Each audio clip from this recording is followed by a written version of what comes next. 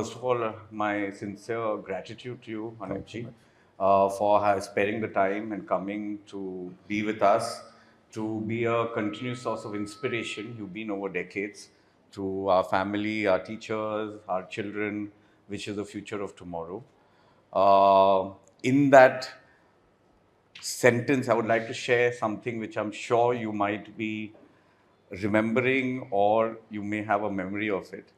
I lost my parents in 1990 on a plane crash, and the 12th day ceremony of my parents passing away, which was organized by the Birla family, was actually you attended it, and you sang I bhajans sang Shubhajan Sai.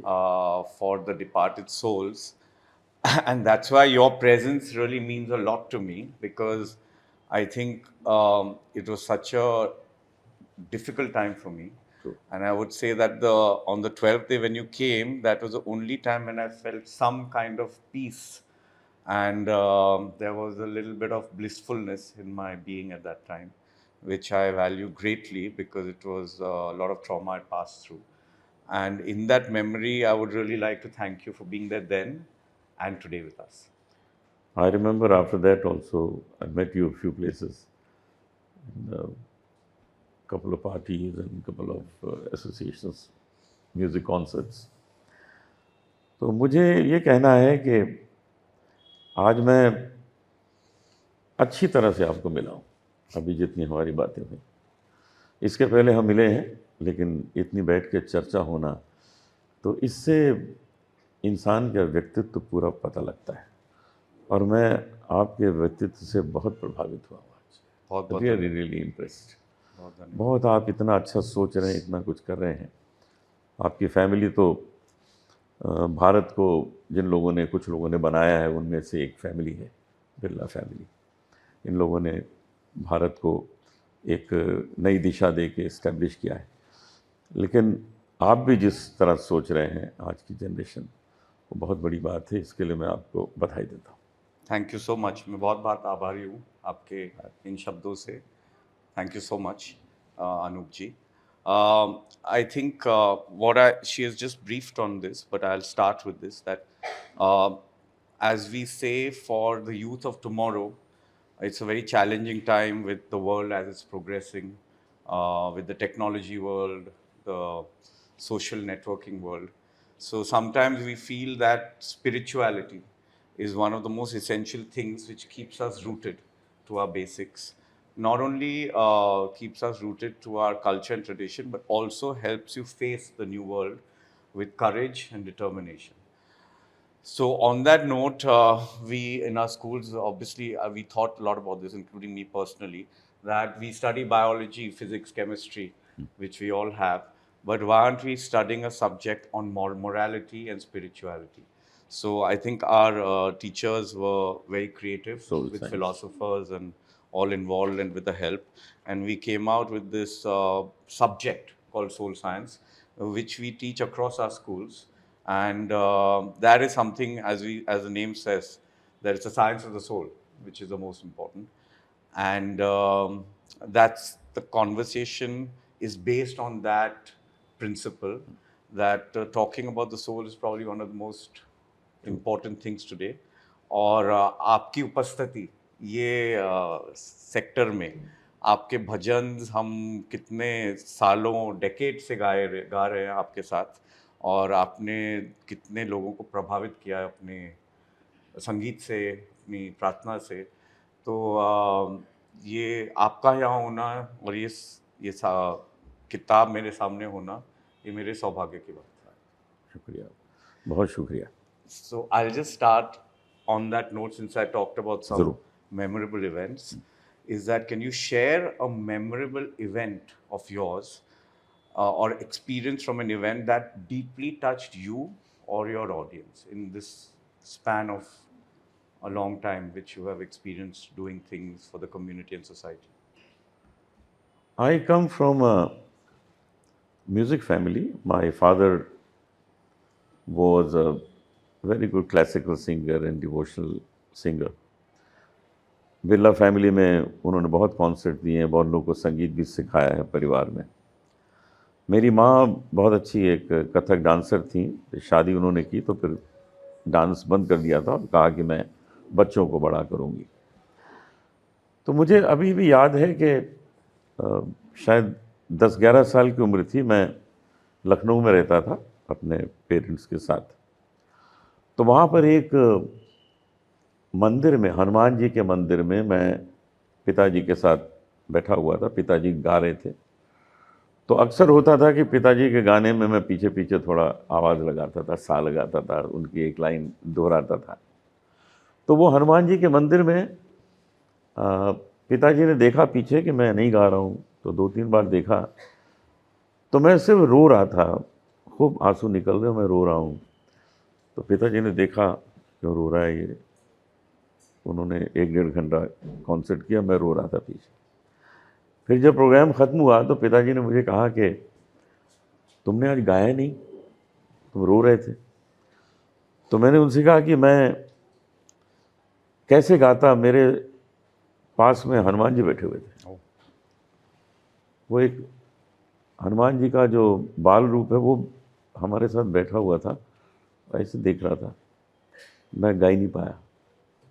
तो उस उम्र में मुझे हनुमान जी के साक्षात दर्शन हुए थे और शायद उन्होंने उस समय मुझे एक वरदान दिया था जो मैंने मांगा नहीं था, क्योंकि वो पवन पुत्र हैं, वायु के पुत्र हैं। तो उन्होंने शायद उन्हें उस दिन वरदान मुझे दे दिया था कि तुम्हारी सांस बड़ी लंबी होगी। तो जब मैंने वो गाना गाया था, ऐसी लागी लगन, उसमें जो हीरे मोती मैं गाता हूँ, वो एक लंबी सांस, लंबा सुर, उससे लोगों को बड़ा आश्चर्य हुआ और मेरा उससे नाम हुआ कि भाई इसने तो इतना रियाज किया है कि इसकी सांस इतनी लंबी। ये हनुमान जी की कृपा थी। तो इस तरह के जो वाक़यात होते हैं ज़िंदगी में, वो हमेशा याद रहते हैं। तो मनुष्य जो है वो स्पिरिचुअल हो जाता है। उस एज से मेरे अंदर ये आ गया मन में कि जो करो कुछ ऐसा करो कि जो सिर्फ हमारी आत्मा को नहीं, दूसरे की आत्मा को भी सुंदर लगे, अच्छा लगे। शायद भजन इसीलिए मैं गाने लगा कि भजन सिर्फ हमारा मनोरंजन नहीं करता है, लोगों का भी मनोरंजन करता है। इसलिए इसको हम आत्मरंजन कहते हैं, हम मनोरंजन नहीं कहते। ये आत्मा को खुश करता है और दूसरों की आत्मा को खुश करता है। जब इस तरह के भाव मन में आ जाते हैं तो वो संगीत बड़ा शाश्वत हो जाता है। बहुत सुंदर।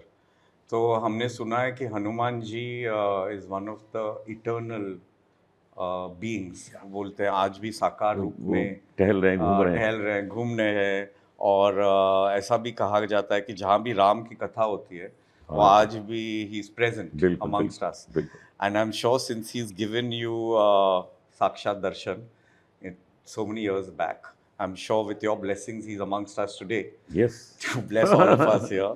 And it's faith, of course, all these things are faith, and we have to have the ability and the intuition to get that blessing from the divine.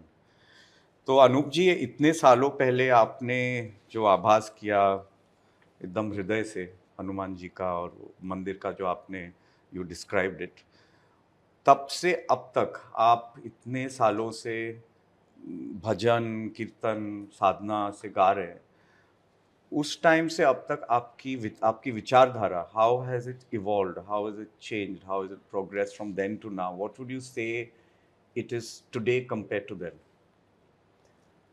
इतने सालों में, now I am 71 years old, तो मुझे याद है कि जब आप लगते नहीं है 70 ईश्वर कृपा, तो इतने सालों में मैंने एक चीज़ जानी है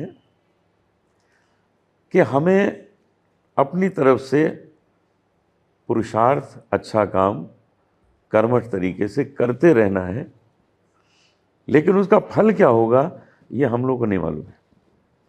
इसका फल ईश्वर ही देता है। वो फल कुछ अपनी तरफ से सोच के देता है। मैंने जो अभी तक रिकॉर्डिंग्स किए हैं, जो कॉन्सर्ट्स किए हैं, जो कुछ सेशन इस तरह के किए हैं, उसका जो रिज़ल्ट है वो हमको पता भी नहीं होता है कि क्या होगा। वो अपने बियॉन्ड हमारे इमेजिनेशन होता है, कुछ और ही होता है। मैं आपको बताऊं कि मेरा जो नाम हुआ संगीत में, वो ऐसी लागी लगन मीरा हो गई मगन भजन से हुआ। वो भजन मैंने किसी म्यूजिक कंपनी के लिए रिकॉर्ड किया ही नहीं था। देखिए कमाल की बात कि 1979 में मैं एक कॉन्सर्ट कर रहा था जुहू में हरे कृष्णा मंदिर में। 2-2.5 घंटे मैंने गाया। उस वक्त लोग मुझे नहीं जानते थे ज़्यादा। मैं घर आ गया। 1 महीने बाद मुझे फ़ोन आया मंदिर से कि आपने जो गाया था वो हमने रिकॉर्ड किया है, हम चाहते हैं कि इसको पॉलीडोर म्यूज़िक कंपनी को दे दें। तो मैंने कहा पहले मुझे सुनने तो दो, आप लोगों ने क्या रिकॉर्ड किया। मुझे पता ही नहीं था कि रिकॉर्ड भी हुआ है। लाइव कॉन्सर्ट किया था। मैंने सुना और मैंने कहा कि देखो अच्छा लग रहा है, लेकिन इसमें एक मंजीरे की कमी है, मंजीरा बजना चाहिए, वो डबिंग कर दो। तो एक मंजीरे वाले थे चंद्रू आत्मा, उनको बुलाया, उन्होंने मंजीरा उसमें बजाया। फिर मैंने सुना तो मैंने कहा अच्छा लग रहा है।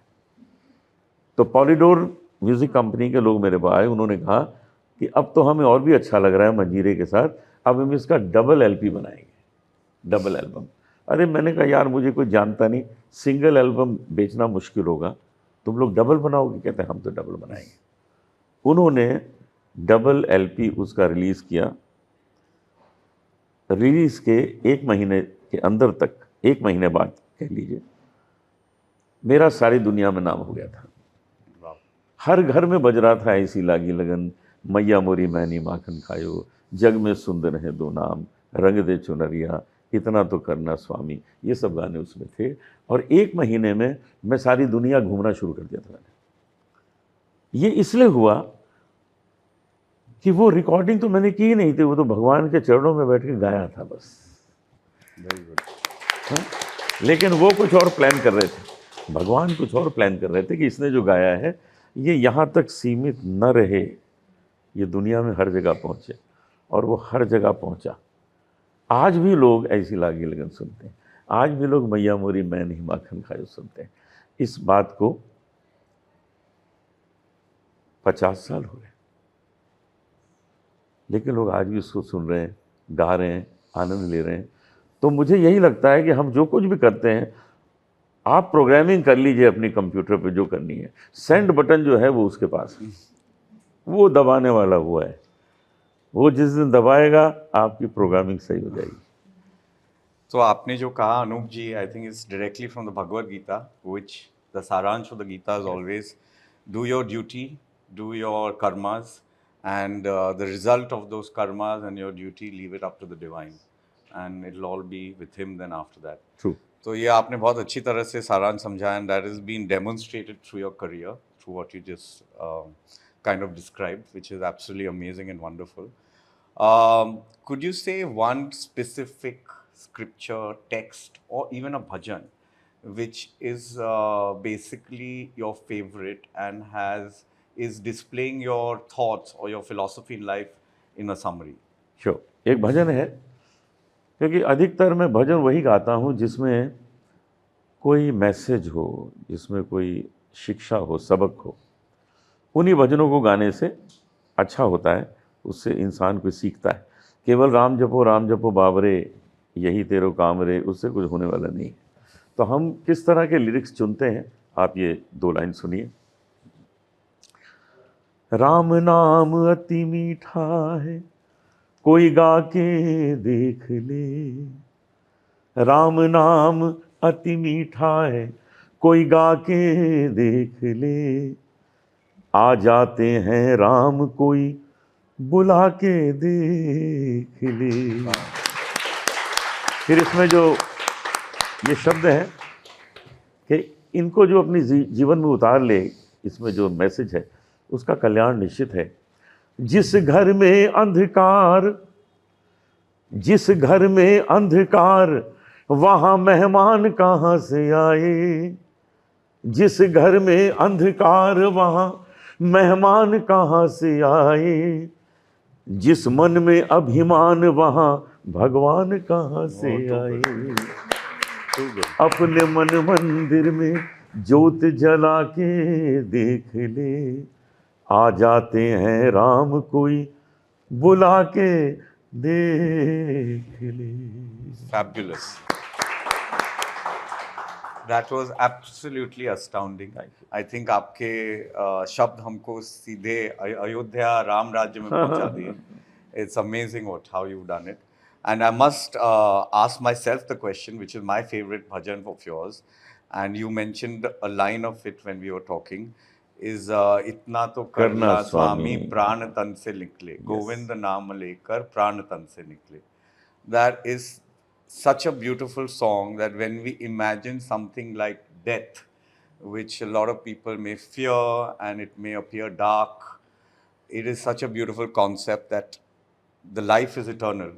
And when we pass on, may it be at the feet of course, whoever your favorite deity is, in this case, Lord Krishna, may it be with his presence. And we are smiling through the whole experience of death, which is, I think, such a wonderful concept sung in those words, which tell us that everything in life, including death, is beautiful. मैं उसकी कुछ line आपको गा के सुनाता हूं. Please, thank you. इतना तो करना स्वामी जब प्राण तन से निकले, गोविंद नाम लेकर तब प्राण तन से निकले. श्री गंगा जी का तट हो, जमुना का वंशीवट हो, मेरा सांवरा निकट हो, जब प्राण तन से निकले. पीतांबरी कसी हो, छवि मन में ये बसी हो, होठों पे कुछ हंसी हो, जब प्राण तन से निकले. उस वक्त जल्दी आना, नहीं शाम भूल जाना, राधे को साथ लाना, जब प्राण तन से निकले. गोविंद नाम लेकर तब प्राण तन से निकले. राधा जी की बात हुई तो मुझे कुछ याद आ गया, मैं आपको सुनाना चाहता हूँ कि एक बार राधा जी ने कृष्ण से पूछा कि मैं तुम्हारे जीवन में कहाँ कहाँ हूँ. तो कृष्ण बोले, अरे राधा कैसी बात पूछ रही हो, तुम तो मेरे रोम रोम में हो, तुम मेरी सांसों में हो, तुम मेरी बांसुरी में हो, तुम मेरे मयूर पंखे में हो, सब जगह तो हो राधा. तो राधा जी बहुत खुश हो गई. फिर राधा जी ने पूछा, अच्छा कृष्ण ये बताओ कि मैं तुम्हारे जीवन में कहाँ नहीं हूँ. तो कृष्ण बोले, तो मेरे भाग्य में नहीं हो. लवली, बहुत सुंदर. तो जो भाग्य है वो सच तो ये है कि ईश्वर भी नहीं लिख पाया अपना. भाग्य आपको बनाना पड़ेगा, आपको उसके लिए काम करना पड़ेगा. आप काम करेंगे तो उसके बदले में ईश्वर आपको एक अच्छा रिजल्ट देगा. आपको करना ही होगा पुरुषार्थ. हर एक चीज़ के लिए आपको उस बाउंड्री तक आना होगा जहाँ से ईश्वर आपको उसका प्रसाद देना शुरू करेंगे. तो हम सबको काम करना है. अमेजिंग अनूप जी, आपका भजन और आपके शब्द, I think literally gets goose bumps. What we say, रोम रोम में you can feel the vibrations of what you just said. Absolutely amazing. Thank you. So in that bhajan which we just sang, you just sang, is there's of course grief of death, but also joy of meeting the eternal. Yes. So love and loss are universal truths, but sometimes take a lifetime to accept. How has your journey been with respect to experiencing love and loss, if I may put them together, and what are your key learnings to nurture them, to accept them, to grow with them? ये जो जीवन है उसमें एक ही जीवन में सब कुछ होने वाला है. दूसरा जीवन नहीं मिलेगा जिसमें आपको कुछ और एक्सपीरियंस करेंगे. इसी जीवन में सब कुछ आप जीतने वाले हैं और इसी जीवन में सब कुछ खोने वाले हैं. ये नहीं होगा कि खोने के लिए आपको दूसरा जीवन मिलेगा. इसी जीवन में जीतना भी है, इसी जीवन में खोना भी है, इसी जीवन में सीखना भी है. इसलिए हमें अपने को इतना कंट्रोल में रखना है कि कोई हम बहुत बड़ी चीज़ अपने जीवन की खो दें तो ऐसा ना हो कि हम स्वयं को भी खो दें। अपने को इतना बलशाली बनाइए, शक्तिशाली बनाइए कि आप अपनी किसी चीज़ को खोने के बाद इतने कमज़ोर ना हो जाए कि आप अपने को भी खो दें। इनसे बड़ा एग्जाम्पल क्या होगा? जिन्होंने प्लेन क्रैश में ऐसों को खो दिया जो इनको संसार में लाए थे। माता पिता ही तो पहले ईश्वर होते हैं। पहला ईश्वर रामकृष्ण नहीं है, पहले ईश्वर हैं माता पिता जो आपको लेकर आए। उसके बाद दूसरा ईश्वर है गुरु, जो आपको यह बताता है कि भगवान कौन है। भगवान तो पता ही नहीं होता बच्चे को क्या होता है।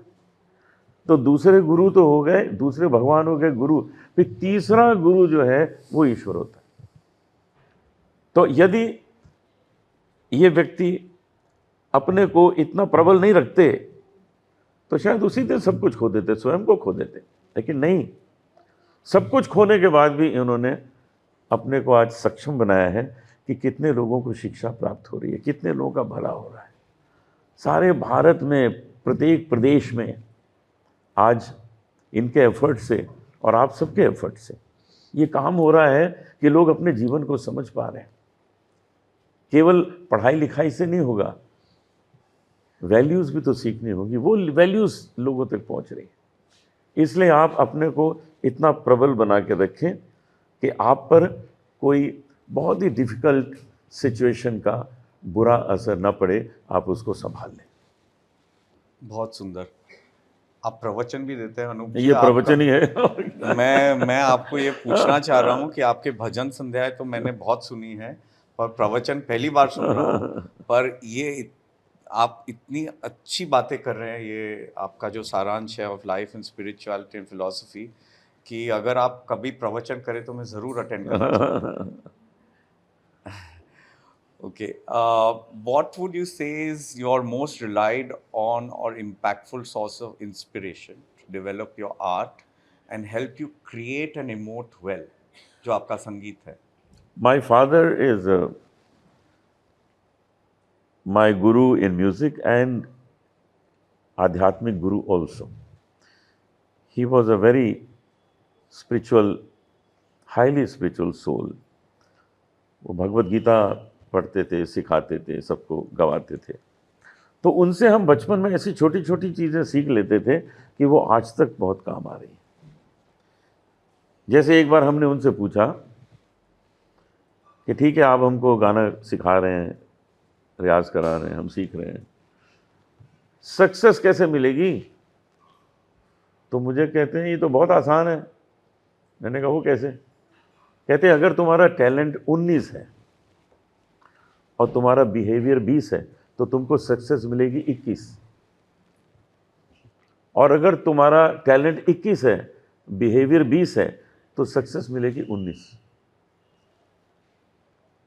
कितनी ये ज़रूरी चीज़ है कि आपका टैलेंट कितना भी हो, आप कितने पढ़े लिखे हों, अगर आपने सामने वाले से प्यार से बात नहीं की, कुछ नहीं मिलने वाला। ये इतना ज़रूरी है कि इंसान सभ्यता से मिले, सबसे प्यार से मिले। हमारे देश की नंबर 1 फैमिली के ये बच्चे हैं, नंबर 1 फैमिली। उस फैमिली के होने के बाद भी कैसे झुक के सबसे मिलते हैं। ये क्यों है? क्योंकि इन्होंने अपनी फैमिली में दादा परदादा से ये चीज़ें सीखी हैं कि ऐसा होता है। हमारा तो आना जाना बहुत रहता है इनके परिवार के लोगों के साथ, लेकिन सब में सभ्यता है। वही सभ्यता का कारण है कि आज अगर देश में कोई बात करता है कि भाई इंडस्ट्रियलिस्ट कौन सबसे बड़े में, तो बिरला ही है। बिरला मंदिर, कितने मंदिर बना के लोगों के अंदर ये धर्म की ऊर्जा जो है उसको प्रबल किया है। और मैं यही कहना चाहूँगा कि यही चीज़ें हम अपने पिताजी से सीखते हैं, अपने बुज़ुर्गों से सीखते हैं। जो मैंने एक आपको इंसिडेंट बताया, एक तो वो है। दूसरा ये है कि मैंने अपने पिताजी से पूछा कि आप कहते हैं रोज़ प्रैक्टिस किया करो, उसको हम रियाज कहते हैं, म्यूज़िक में रियाज करो। तो मैंने कहा पिताजी हम रोज़ रियाज करते हैं, तो रोज़ रियाज करना ज़रूरी है क्या? तो कहने लगे अगर 3 दिन नहीं नहाओ तो बदन से बदबू आने लगती है? मैंने कहा हाँ। तो कहते 3 दिन रियाज नहीं करोगे तो तुम्हारे शरीर से बदबू आने लगी, गाने से बदबू आने लगेगा। Very good. गाने से बदबू आने लगेगी अगर 3 दिन रियाज नहीं करोगे। तो ये है बुजुर्गों का तरीका सिखाने का। तो ये चीज़ें इतनी असर कर जाती हैं कि वो कभी मन से जाने वाली नहीं है। हमें बड़े लोगों से यही चीज़ सीखनी है जो ज़िंदगी भर अंकित हो जाए हमारे हृदय में। बहुत सुंदर। I think you spoke so beautifully and of course in your particular instance it is singing devotional song and that's what touches the soul.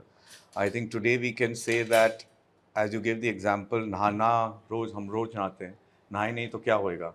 तो उसी तरह जो भी हमारे स्पिरिचुअल प्रैक्टिसेस हों, वो पूजा हो, पाठ हो, हिम्स हो, कैरल्स हो, या मेडिटेशन हो, जी। प्राणायाम हो, बहुत लोग बोलते हैं हमको समय नहीं मिलता ये सब करने के लिए। तो ये आपका जवाब बहुत उचित और उत्तम है कि अगर हमको स्नान के लिए समय मिलता है तो उसके लिए भी ज़रूर मिलना चाहिए, बिल्कुल बिल्कुल। क्योंकि वो जैसे हमारे शरीर की शुद्धि होती है स्नान से, आत्मा की शुद्धि होती है पूजा पाठ से। करेक्ट करेक्ट बात। So, very well said. Anup ji, your answers are absolutely brilliant. As I told you, आपका प्रवचन मैं ज़रूर से, या आप प्रवचन नहीं देंगे तो एक बार मैं आपके साथ बैठ के वार्तालाप करूंगा। मेरे ओन क्वेश्चन, बहुत क्वेश्चंस हैं, and lovely, lovely answers. Thank you. Now we move on to section 2 of this discussion.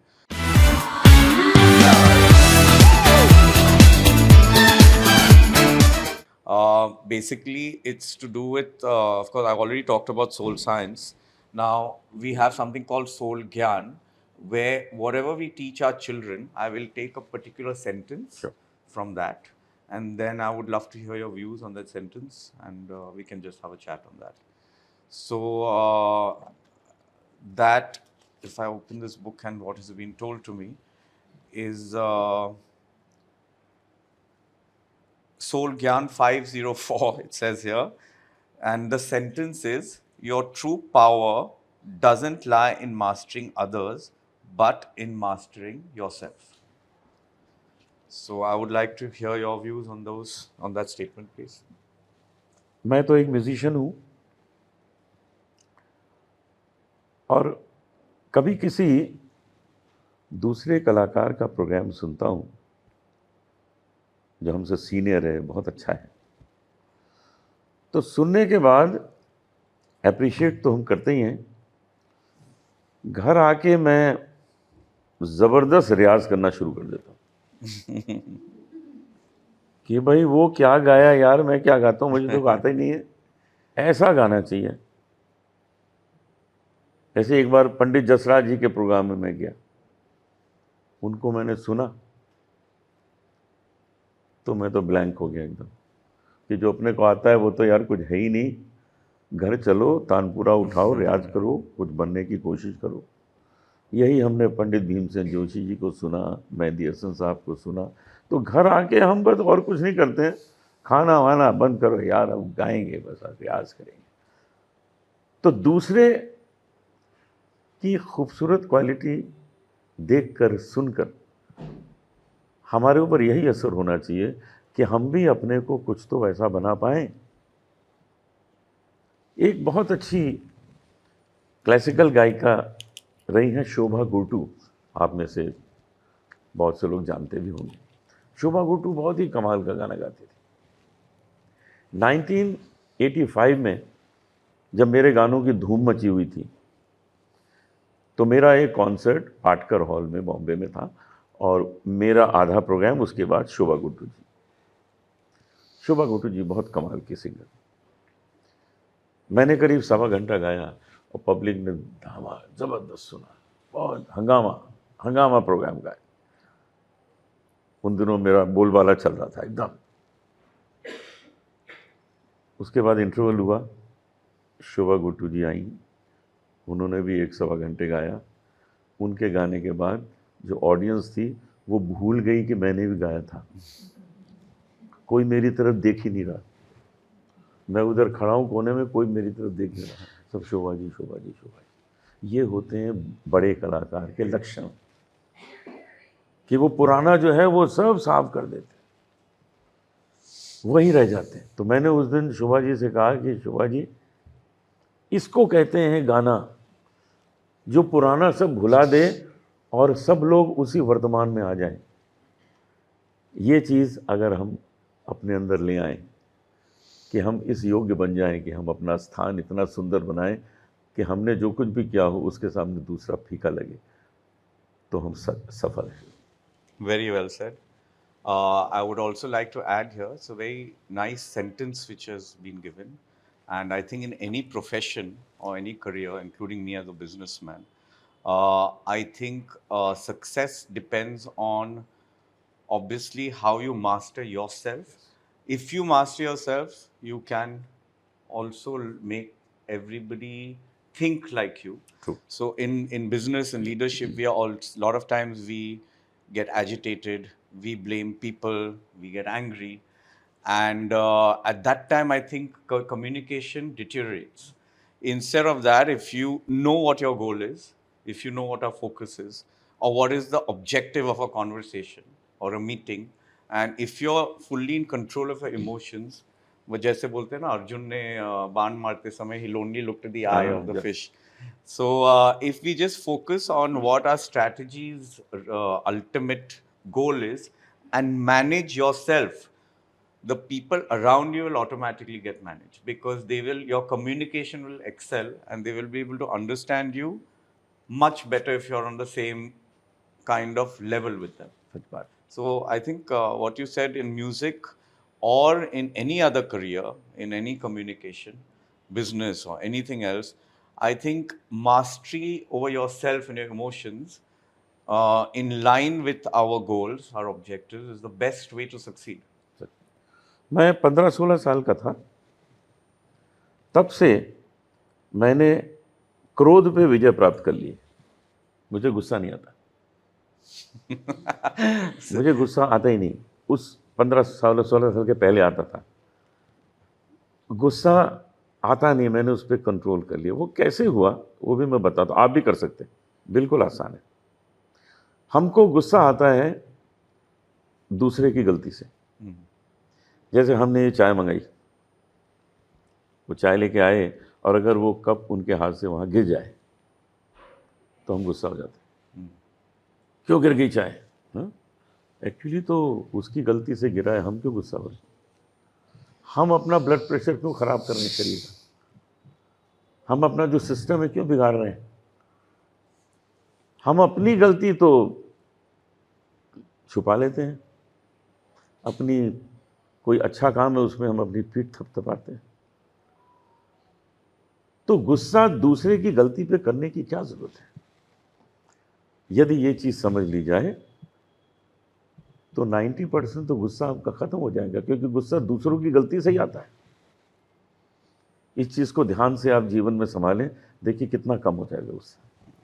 तो आपने, you've said a wonderful thing, and I would like to expand a little bit on it and ask you, because anger, gussa is something which everybody goes through. You gave one instance and incidents, very well said.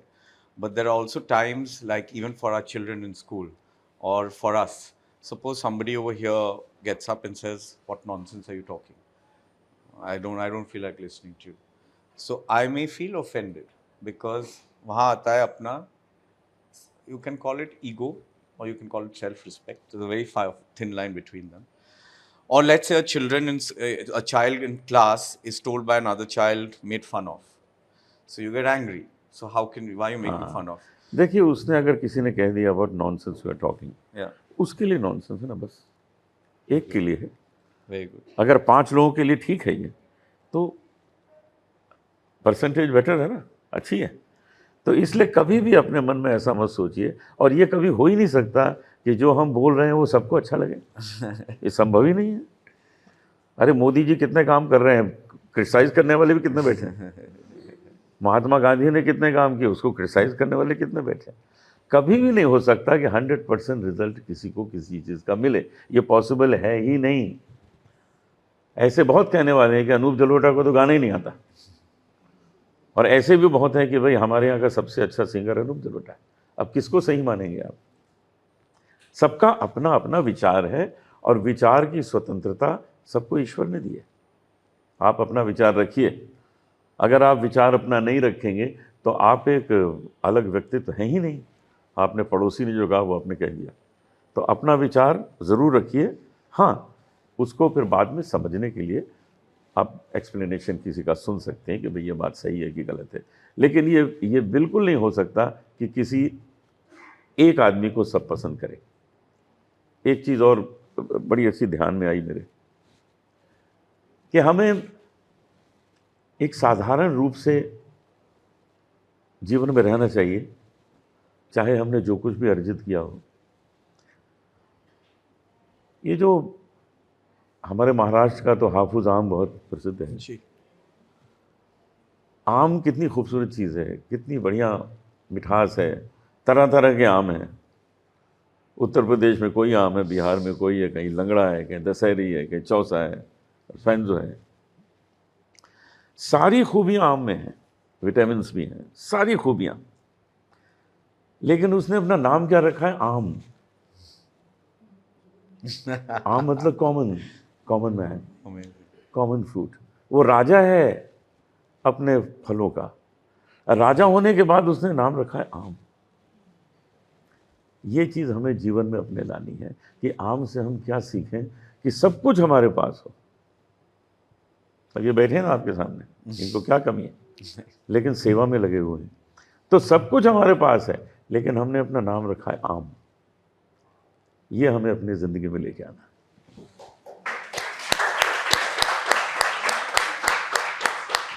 Hardik Tali. Your words are so blissful and divine, I must say, and so empowered with knowledge. I think everybody here will go home learning a lot of new things today. Thank you again. We now come to section 3 of our interaction.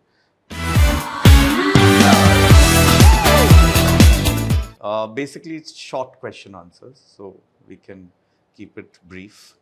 You've given us so much time and you're here for so long, and we're really grateful to you. So I'll just briefly go through brief question. You can answer it as you would wish. So, what mantra or affirmation do you find the most empowering in your life? So that could be anything. मंत्र तो बहुत हैं, लेकिन एक शब्द है ओम। जी।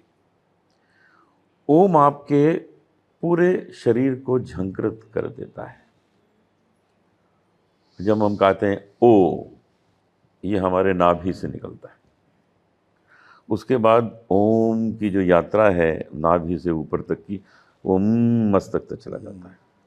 तो ओम, ये जो ओम है, ये आपके पूरे शरीर को झंकृत करता है। तो यदि आप उसको भाव से करें, सच्चे भाव से करें, तो ओम ही काफ़ी है। सबसे बड़ा मंत्र जो है, सबसे शुद्ध, सबसे बड़ा पावरफुल मंत्र जो है, वो ओम ही है। Very well said. And I think what has recently been understood by most people that Om doesn't belong to any religion. किसी का It's a universal sound, yeah. and a lot of people believe it's the first sound of creation. Yes. The whole creation we call the Big Bang, whatever we may call it in science. The first sound which was heard was Om. So when you reach back the source of the original sound, that's when you feel the original vibration. And you've said the right word, Om. Om. Beautiful. Who would be a spiritual figure that has inspired you? I mean, you yourself are inspirational. You're inspiring all of us. But who would be that spiritual figure who has inspired you a lot in your life? जितनी spiritual personalities हैं, मैं तो सबसे मिलता रहता हूँ, लेकिन जितनी स्पिरिचुअल पर्सनालिटीज़ हैं, वो वही सब एक्सप्लेन करते हैं जो भगवत गीता में लिखा है, जो रामायण में लिखा है, रामचरितमानस में लिखा है। उन्हीं चीज़ों को वो अपने ढंग से बताते हैं।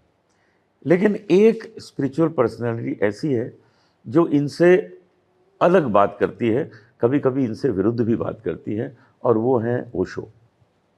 Very nice.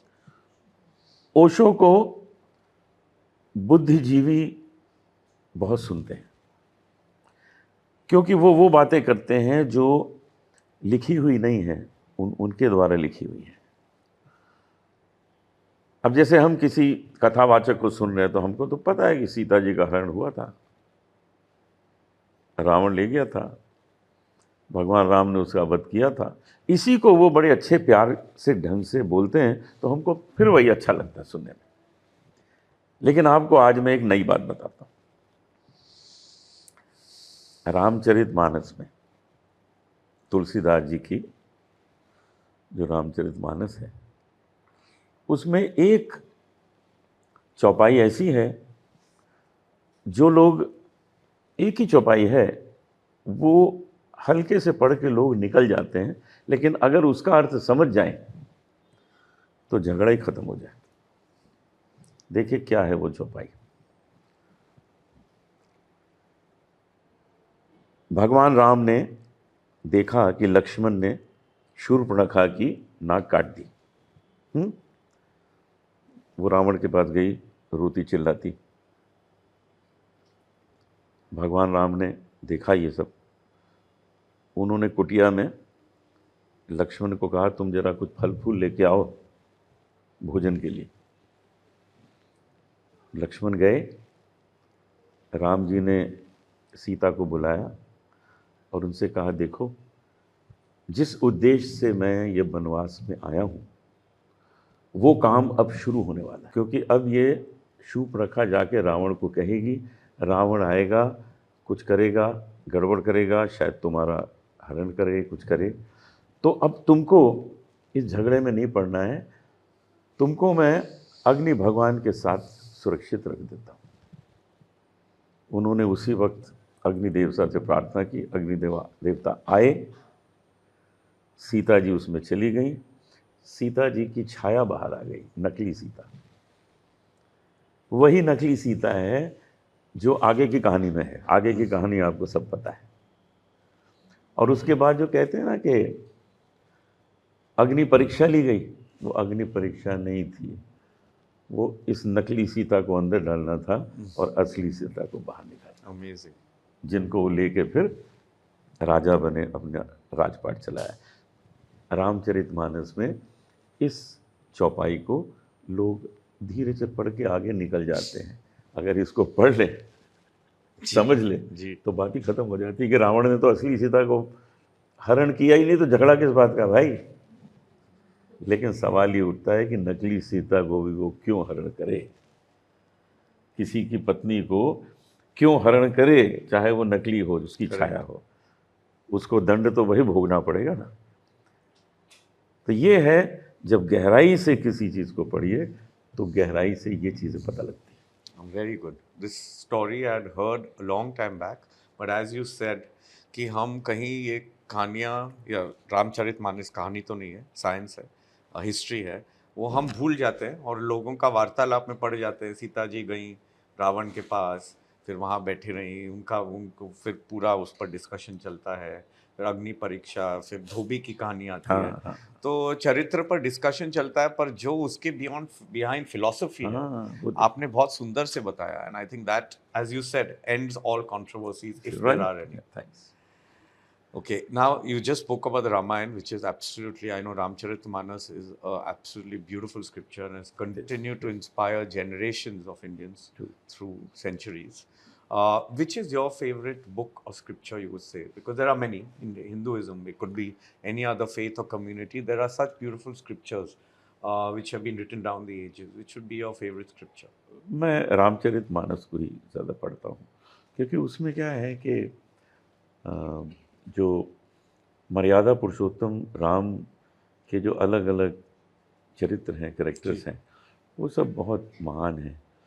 वो बहुत अच्छे भाई हैं, वो बहुत अच्छे पति हैं, बहुत अच्छे पुत्र हैं, बहुत अच्छे पिता हैं। तो ये जो सारी चीज़ें एक व्यक्ति में पाई जाती हैं, शायद इसीलिए उनको पुरुषोत्तम राम कहा जाता है। तो ये चीज़ें मुझे उसमें इतनी पावरफुल लगती हैं, इतनी अच्छी लगती हैं कि मैं रामचरितमानस को ही अपना फेवरेट बुक मानता हूँ। Amazing. And I think आपके बोलने से, I think what you say is very correct, क्योंकि every scripture which has a deep impact on your philosophy or your thinking should be displayed in your day-to-day activities. जो हम जीवन में हम व्यतीत करते हैं क्षण पल, वो स्क्रिप्चर को उसमें आदर्श डालना चाहिए कि हम we can live it. And as you said that Raja Ram, lord Ram, Ram भगवान, his life is displaying so many characteristics which if everybody follows those maryadas, those adarshas, I think life could be divine on this earth. सच बात. Very nice. What would be one quality you believe is essential for spiritual growth? Her growth के लिए एक चीज़ हर एक को develop करनी चाहिए और वो है डिसिप्लिन, और कुछ भी नहीं. डिसिप्लिन में सब कुछ आ जाता है. डिसिप्लिन में सब आ जाता है कि आप अपने काम को किस तरह से निभाएं, आप माता पिता से कैसे मिलें, आप अपने काम के प्रति कितने वफादार हों, आप लोगों के साथ जो काम कर रहे हैं उनके प्रति आपका क्या व्यवहार, ये सब कुछ जो है डिसिप्लिन में आ जाता है. ये एक वर्ड की वर्ड है सक्सेस का. किसी भी क्षेत्र में, आप म्यूजिशियन हैं, डॉक्टर हैं, इंजीनियर हैं, किसी बड़े कॉरपोरेट में हैं, कहीं भी हैं, अगर डिसिप्लिन है तो मुझे नहीं लगता कि किसी भी दरवाजे पर आपको कोई रोक सकता है. मैंने शुरू से एक डिसिप्लिन को ही अपना कीवर्ड माना है और उसी पे चल रहा हूँ. Very well said. What, of course, every deity has a universal energy. So deities are just perceptions. Ram, Krishna, Shiv, Jesus, all are manifestations of the divine energy. पर आप किसको पूछते हैं इन सब में? Because usually you connect with one particular energy. देखिए, केवल राम को पूजने से नहीं होगा जी. मैं राम और कृष्ण दोनों को पूजता हूँ. तो उसका कारण ये कि एक म्यूजिशियन सिंगर होने की वजह से केवल राम पे नहीं गाया जा सकता, क्योंकि राम हमें इजाज़त नहीं देते कि हम उनको चोर कहें. राम हमें परमिशन नहीं देते कि हम उनके साथ डांस करें, उनके साथ रास लीला खेलें. राम परमिशन नहीं देते, क्योंकि राम मर्यादा पुरुष है. उनके सामने तो आपको हाथ जोड़ के खड़े रहना पड़ेगा. बहुत अच्छा. लेकिन कृष्ण के साथ आप खेल सकते हैं, आप डांस कर सकते हैं, आप उनको माखन चोर कह सकते हैं, आप उनको गोदी में बैठ के खिला सकते हैं, कुछ भी कर सकते हैं आप कृष्ण के साथ. इसलिए कृष्ण हमारे लिए, हमारे संगीत के लिए बहुत ही आवश्यक सब्जेक्ट हैं. अगर वो कृष्ण ना हो तो हम इतना कुछ जो वात्सल्य और श्रृंगार और ये सब जो गाते हैं वो बात बनेगी ही नहीं. तो दोनों चाहिए. Very good. अमेजिंग. जय श्री कृष्ण. जय Shri Krishna. So, of course, Anup ji, we all go through trying times. There are certain times which in life which get difficult. At that time, what would you do to get back to normalcy or to be with your lovely smile again coming back on your face through those trying times? What would you do as a solution?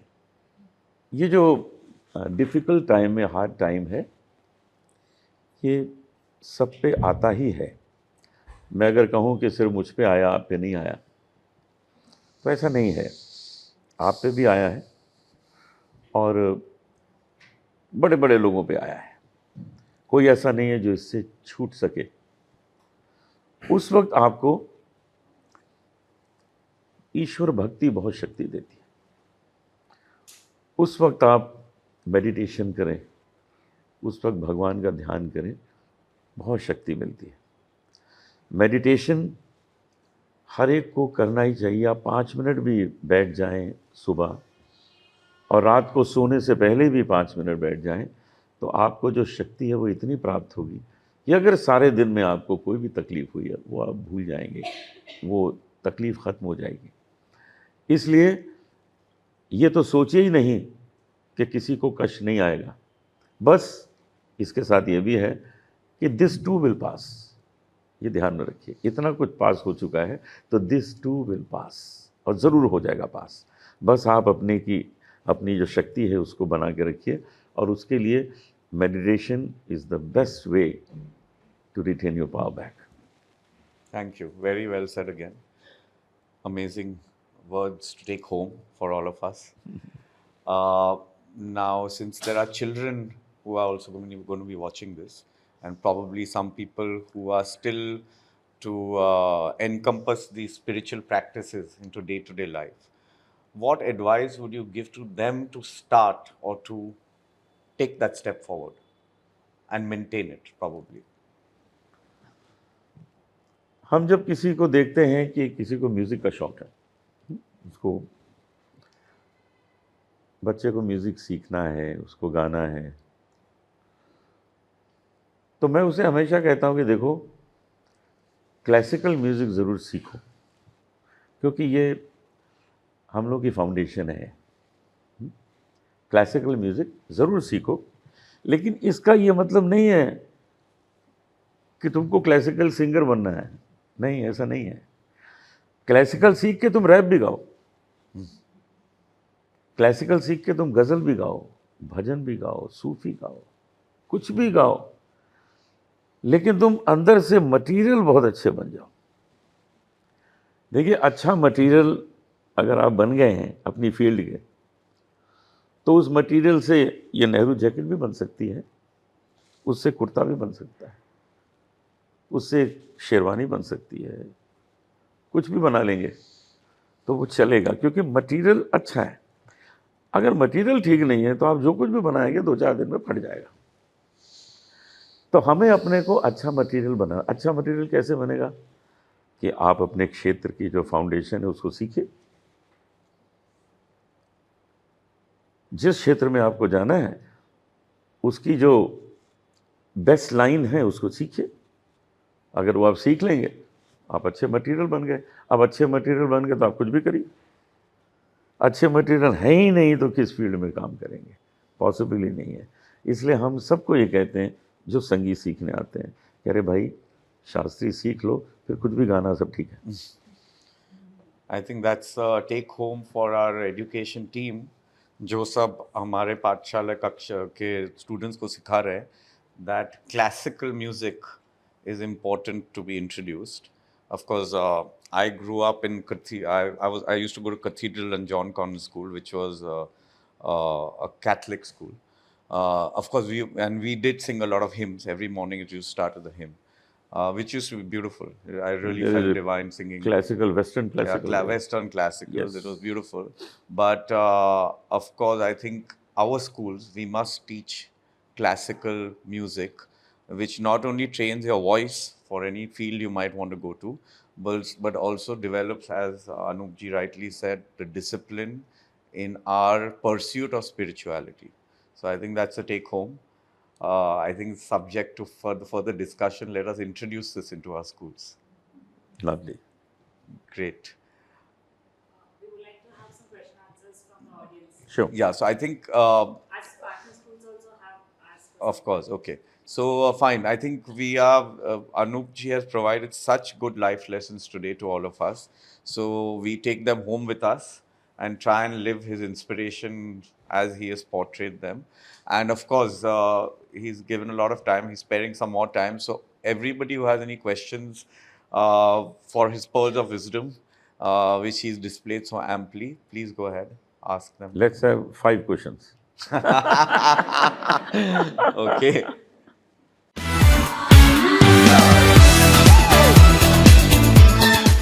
Yeah. Go ahead. My question is to Yash Krishna sir. Yeah. Sir, I would like to ask you that how do you view the relationship between material success and spiritual fulfillment? So there is no distinction, because I think spiritual fulfillment or a spiritual journey ultimately will manifest into material success. The whole idea, we just talked a lot of things, Anup ji told us during the discussion, managing people comes with spirituality, understanding a future goal without getting too confused in the journey is also spirituality. Working hard, dedication is also spirituality, which will ultimately lead into material success. spirituality does not tell you not to get material success. It tells you not to get attached to it. So even if we have material success, which God's grace everybody should have, there should not be a situation where you say, I cannot do without this. So if I'm attached to this particular garment and it gets torn, I should not say, oh, I'm unhappy or sad. I should be happy irrespective. Thank you. Second. Good evening, sirs. First of all, I'd like to say we've really had a wonderful experience. More like a meditation experience, maybe, hearing both of you speak. Thank you so much for that experience. My question to you, Anupji, is, can the divine be experienced only through rituals or practices? Divine experience जो भी होंगे वो आप किसी से मिलकर भी कर सकते हैं। ये ज़रूरी नहीं है कि आपको वो बहुत कुछ पढ़ना पड़ेगा या कोई बड़े अध्ययन से आपको प्राप्त होगा। अक्सर लोग कहते हैं कि भाई गुरु के पास जाएंगे तो हमको सारे ज्ञान प्राप्त होंगे। ऐसा है नहीं। मैंने देखा है कि कई चीज़ें मैं मेडिटेशन करते करते सीख जाता हूँ, खुद ही आ जाती हैं। Very true. तो आपके पास अगर कोई ज्ञानी पुरुष आता है, ठीक है, उनसे आप कुछ चीज़ें प्राप्त करिए, लेकिन अगर आप अपने साथ बैठ जाएं थोड़ी देर, अपने साथ का मतलब है मेडिटेशन करें। लोग अपने साथ नहीं बैठते, दूसरों के साथ बैठते हैं। एक बार अपने साथ बैठिए, जो अंदर आपके ईश्वर बैठा है उसके साथ बैठ जाइए, फिर आप देखिए आपको कितना कुछ सीखने के मिलेगा और आप अपने को कितना उत्तम पहले से बना लेंगे। Very good.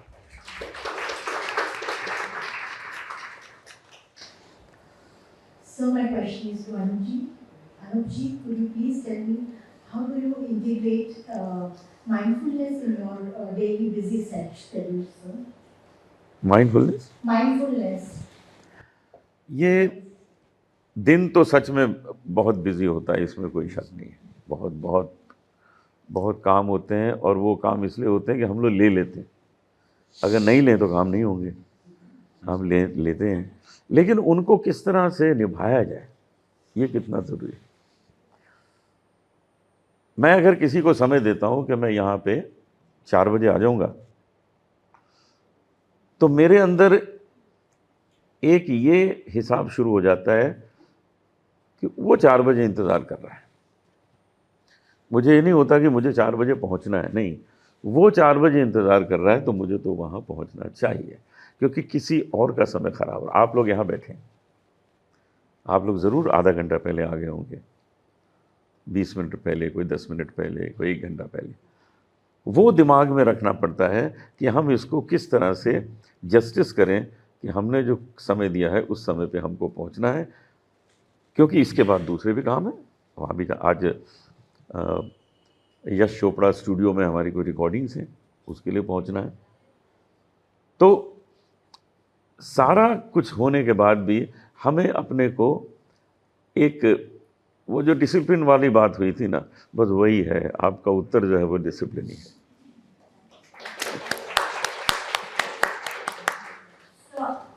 Somebody from Birla Mines, Dalatganj, Jharkhand has asked a question. A student of 3rd standard, Atharva, he said, how to control a fear of anything? डर, डर तब होता है जब आप अपने को समझ लें कि आप ये कार्य नहीं कर सकते हैं। जब इंसान के सामने शेर आ जाए तो उसके अंदर अगर वो शक्ति है कि नहीं मैं लड़ सकता हूँ, तो उसके अंदर डर नहीं आएगा। सामने सांप आ जाए और अंदर अगर ये मन में आ जाए कि हम इसके लिए इससे जीत नहीं सकते, तो डर आ जाएगा। कोई हमने बड़ा प्रोजेक्ट ले लिया और अंदर मन में आए शायद मैं नहीं कर सकता, तो डर आ जाएगा। ये डर अंदर आना ही नहीं चाहिए। हर वक्त हमें एक सिपाही बन के रहना है, हर वक्त हमें एक फाइटर बन के रहना है। कोई भी व्यक्ति पहले नहीं बता पाएगा कि क्या इस सिचुएशन से हम जूझ सकेंगे, लेकिन अगर आप अंदर एक विश्वास जागृत कर लें कि हम हर हाल को ठीक से समझेंगे, समझ के उससे लड़ेंगे, आपके अंदर शक्ति आ जाती है और आप उस चीज़ से लड़ सकेंगे, उससे जीत सकेंगे। इसलिए कभी भी ये समझौता ना कीजिएगा कि ये काम हम नहीं कर सकते हैं, आप ज़रूर कर सकते हैं।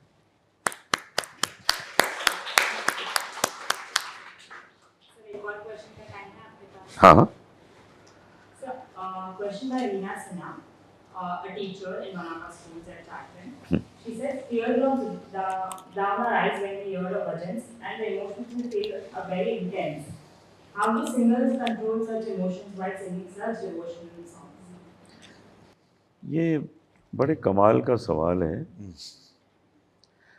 मैं आपको बताऊं कि मैं जब गाता हूं तो मैं अपने इमोशंस को 49% तक रखता हूं। 49% पे मैं अपने को रोक लेता हूं, उतने से ही काम हो जाता है। उससे लोगों पे वो सम्मोहनी जादू चल जाता है, लोग पूरी तरह उससे वशीभूत हो जाते हैं और उसका असर हो जाता है। तो ये इमोशन को उसके आगे तक अगर ले गए, सपोज मैं 2-3% उसके आगे ले गया तो मैं खुद रोने लगूंगा। फिर वो जो इमोशन है वो बिगर पार्टनर बन जाएगा 51%। तो वो जब 51 का बन गया तो सिंगर तो पीछे रह गया। और हमें अपनी आवाज़ ठीक रखनी है, चोक ना हो। अगर हम रोने लगे तो आवाज़ बंद हो जाएगी, चोक हो जाएगी, हम गाएंगे कैसे? तो हमें वहाँ तक, उस बाउंड्री तक बस पहुँचते पहुँचते उसके पीछे थोड़ा रहना है कि हम गाते भी रहें, भाव भी हमारे अच्छे हों और लोगों को आनंद भी आ जाए, हमारी आवाज़ भी चोक ना हो। ये कंट्रोल करना पड़ता है। दूसरी बात बताऊं, आपने कितने ही कथावाचकों को सुना होगा जी। वो कथा देते थे रोने लगते हैं, क्योंकि उनको कोई प्रॉब्लम ही नहीं ना गाय गले की। जी। उनको ये थोड़ी कि सुर लगे ना लगे, उनको क्या फ़र्क पड़ता है। तो वो रोने लगते हैं क्योंकि वो 51% के भी ऊपर चले जाते हैं, तो उनको कोई फ़र्क नहीं पड़ता। हमें तो सुर भी देखना है, लय भी देखनी। सामने वाला ही ना कहे कि ये बेसुरे हो गए, तो बेसुरे तो हो ही जाएंगे जब गला चोक हो जाएगा, रोने लगेंगे। इसलिए अपनी भावनाओं को वहाँ तक ही सीमित रखना है, और सच ये है कि उतने तक में ही काम हो जाता है, लोग प्रसन्न हो जाते हैं। Amazing. This is truly engaging and insightful. Thank you, Anupji and Rashpala sir. I'm sure all of us were enlightened by this exchange. I'm sure all of us will agree that soul science explores the multifaceted spiritual and philosophical aspects of human existence.